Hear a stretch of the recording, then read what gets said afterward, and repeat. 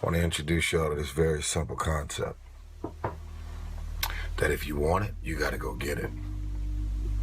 Some of y'all got this concept of what you want to accomplish.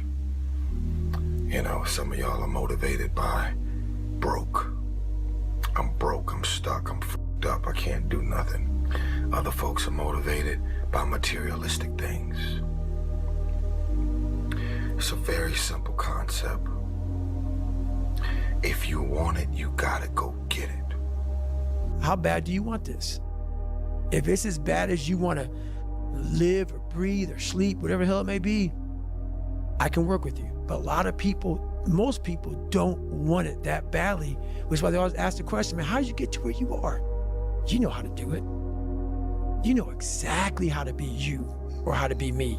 You don't want to do it. You know, there comes a day, man, everyone's gonna have this day. There comes a day where being average, being mediocre is just sickening to you. It's just sickening, it makes you want to throw up. Because you've seen people with far less talent than you. As you're growing up with them, their childhood buddies, whatever else, they didn't have what you had. Yet now they're gonna become something that you haven't. There comes that day, it's either when you're young, you know, and it strikes you on the baseball field because you're sick of striking out, or it's when you get fired from your 5th job, you know, and your wife and kids are on your ass because you don't know how to support them anymore. There comes a day where push comes to shove. Where being mediocre, being like average and shit just burns, it sucks so much. You can't deal with it one more day, and you get off your fucking ass, and you create something that's always been there. It's always been inside of you trying to come out, but you've never wanted to unwrap it because it's too much fucking pain and commitment. Guys, it is a lot of work. It's a lot of work, but I think beyond the work required is we're too afraid.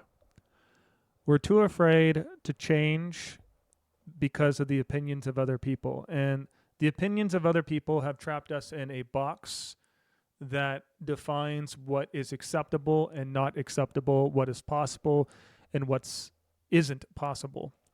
So we have to raise our possibility barometer first. We have to have big aims. But then we have to realize that everyone, when you begin, is going to crush you. It's called the sucking process. And most people, 99% of people, are unwilling to look stupid, are unwilling to suck, are unwilling to put in the 2 years worth of work required to get at a basic fundamental level in that skill set. But you'll still be better than 90% of people. But to get to that next level, it may take 3, 4, 5, 6, 7 years. And so we don't want to do the work. We're scared to, and we're lazy. And this is why that we need strong brothers to remind us to get up off our ass and do the work. That's why we have coaches. That's why we have mentors. That's why we have a brotherhood who doesn't let us get away with being lazy and sloppy. Believe me, we all want to be lazy or sloppy. David Goggins wants to be lazy, but he doesn't listen to his emotions. He shuts them off and he does the work. And it's no easier for him than anybody else. That's the thing that I think we cap ourselves about, is we lie to ourselves that it's easier for him. It's not. It's a struggle for everybody. That doesn't matter. You still show up and you do it. Time to unwrap the potential you can be. Superior, man. It's within you. I'm not talented. It was life and death. Either you live or you die. Which one do you want, Tom? That was the decision. In the corporate life and in the gym. But if you want something bad enough, you can't let anybody tell you you can't do something. I'll repeat that. If you want something bad enough, you can't let anybody tell you you can't do something, not even yourself. A lot of days I'm like, oh, you can't do this, Tom. You can't be as quick as a 30-year-old on the computer. Bullshit! Let me show you. I mean, I would have arguments with myself. I could do it. People doubted me. I doubted myself sometimes, too. Of course. I watched Arnold fall down. Nobody remembers. He's got a great point. This right here is not your friend all the time. And a lot of times it goes to the gutter and it's going to keep you from your best. You got to not listen to this. You have to program it consciously to direct it to talk of your greatness, to feel your greatness, to use the masculinity in you to shut down the emotional volatility, to pay it no mind, to get back into rationality, not emotionality, and not being a little boy or feminine, to get back into a rational frame of mind and know that you are in total control. You have dominion over yourself. Shut that shit off. And the only way to shut it off is to not give it any power over you. Whatever narrative you have going on in your head, the only reason it has power over it is because you believe it. You actually believe the shit. You believe the bullshit. And maybe life has reflected it on you, right? And so everyone else reminds you. Your environment reminds you. But you need to shut it the fuck up. And you need to deliberately focus in on your bigger aim and taste it, touch it, smell it, breathe it, make it so real in your mind that it becomes you. It's a part of your DNA. And you reflect on that rather than reflecting on the bullshit narrative that you told yourself you're weak, you're afraid, you're feeble, you can't do it. Shut it up. When he fell down, Arnold wasn't the glorified winner as he was in the first 70 through 75. He got up and became a famous film star. He became governor. He kept getting up and getting up. That's what it takes. To do anything successfully in life, you've got to want it as bad as you want to breathe. And if you want it that bad, if you're willing to give it that much, you get a big piece of what you want. And dreams do come true. Anything you want can happen, become a reality. I believe that sincerely, and I'll die on that thought. I say I made a full commitment that I'm. He started off saying that he had no talent, he wasn't special, and the only thing required was the belief in doing it and continually doing it, and that we're all fully capable. We all have the same hardware. It's like a computer. I have a body, I have a brain, you have a body, you have a brain, you have the same fucking shit that I do, as this guy does, as Schwarzenegger does, but we limit ourselves based upon the environment that we were thrown into, and we limit and restrict ourselves. Now, the software is always different in each and every human being. You have to elevate your software. You have to continuously upgrade your software. And this is what I'm saying, consciously, deliberately, orchestrating thoughts, feelings, and emotions, and using your imagination to fuel your endeavors rather than to fuel your fears and your weakness. I'm gonna go and be a bodybuilding champion. I made a full commitment that I'm gonna be in America. I made a full commitment that I'm gonna get into show business and I'm going to be a leading man. No matter what it takes, I will do the work. I will do the work over and over and over until I get it. And the same was in politics. When people say this, we think that they never have weak moments. They never can't not get out of bed. I want to tell you, you're fully human. This guy struggled every day to become what he wanted to be. It's not a one-time flip switch type of deal. Sometimes you go weeks without falling back into bad habits. But it's usually a struggle every single week for people to step up to who they want to be, because that's growth. You're going from comfort, your baseline, to always stretching just above that. This is a comfort line and the uncomfort line, okay? This is where we typically are. You have to get to your uncomfort line and this barely stretch past it daily. That is all that's required to literally move mountains in your life. It's not taking these great leaps ahead and having all this motivation. It's doing what you don't want to do just right here. That's creating a new normal. New normal. New normal. You get it? Let's get it. And everything like that. So to me, it is very dangerous to have a plan B because you're cutting yourself off from the chance of really succeeding. One day I made a decision that enough is enough. I'm tired of Love being this guy's happy. voice. I'm tired. I'm tired of being good. I'm tired. I want to go to the dealership and buy the best car. I want to move to the nicest neighborhood. I want to Why fly not? first class. I want to go to Why Hawaii. not? I want to go to Australia. I made a decision. Enough is enough. It's showtime. The Why hour not? is now for game changers to emerge out of obscurity and into victory. Take the throne with everything that you have in you. Nobody cares where you started. Nobody's stopping you. There's nobody that's got to take your resume. There's no grades that matter. None of it. What matters is, are you willing to hustle? And how bad do you want it? Let's make hustling great again, boys. That's the 3 W's. You got to want it, you got to work it, then you got to win it. prime time right there, baby. We love Deion Sanders. That's right. Now, how bad do you want it? A lot of times people tend to get very comfortable with themselves and they're always celebrating the same victories over and over and over again. Wow. But the moment they get uncomfortable or they find themselves in a new environment, they either freeze up or they go back. You got to be the person that wants to go a little bit further in whatever it is that you're doing in your life. Remember, as you live, there is opportunity to be greater. Dreams are that moment where you pick your head up and you get really quiet and you tune in to what your mind, body, and spirit is telling you.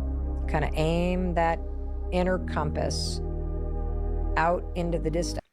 You know, we just did a video on consciousness, an 1.5 hour long video about consciousness, and the guy really boiled it down to our focus, our attention.